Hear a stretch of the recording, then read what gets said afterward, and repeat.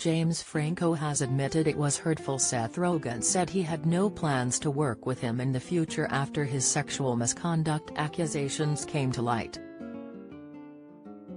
During a candid conversation, the actor, 43, said he has spoken out now as he doesn't want Seth or my brother or anyone to have to answer for him anymore.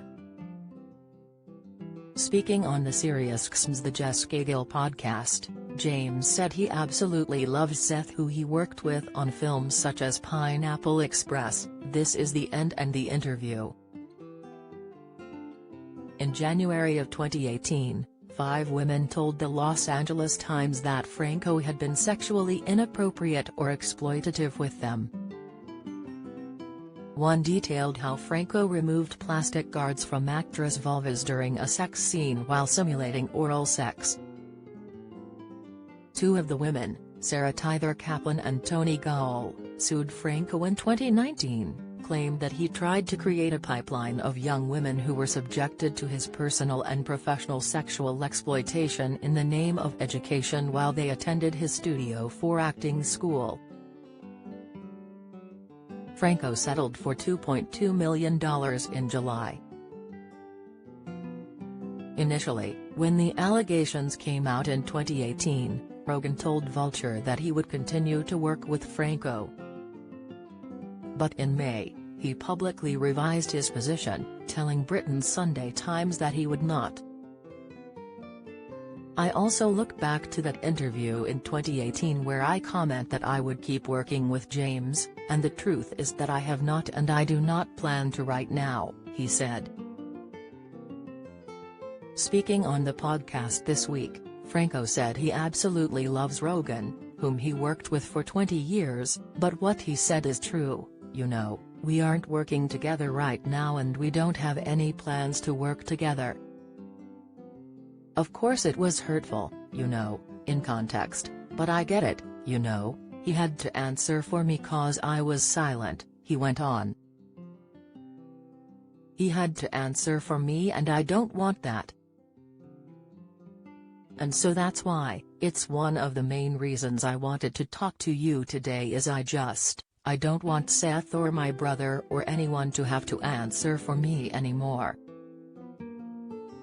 Elsewhere in the interview, James revealed he slept with students at his acting school and felt blind to power dynamics because they were consenting adults.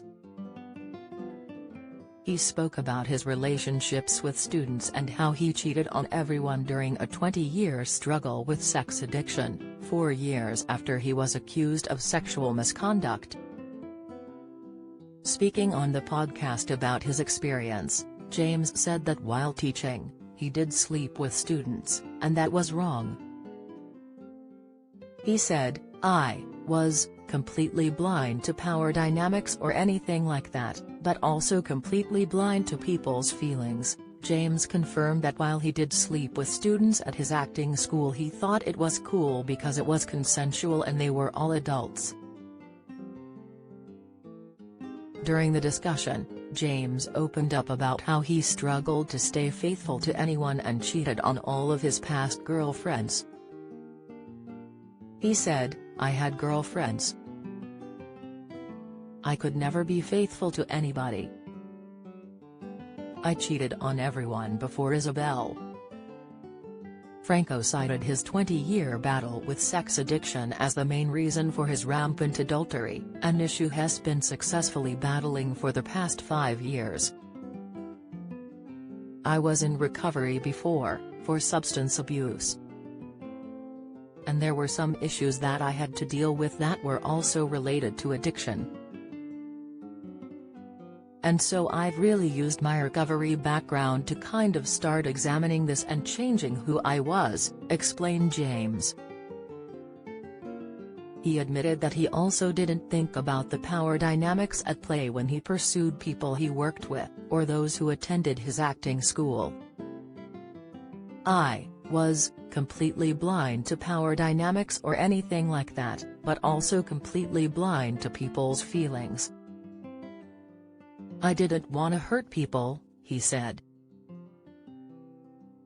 He'll admit, I did sleep with students, he said.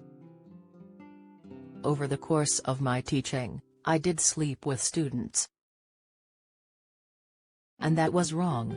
But, like I said, it's not why I started the school. And I wasn't the person who selected the people to be in the class. So it wasn't a master plan on my part, but yes, there were certain instances where, you know what, I was in a consensual thing with a student and I shouldn't have been. I suppose at the time my thing was, if it's consensual, okay. Of course I knew, I talked to other people, other teachers, yeah, it's probably not a cool thing. But, at the time, I was not as clear-headed as I've said. So I guess it just comes down to my criteria: if this is consensual, it's cool. We're all adults, he said.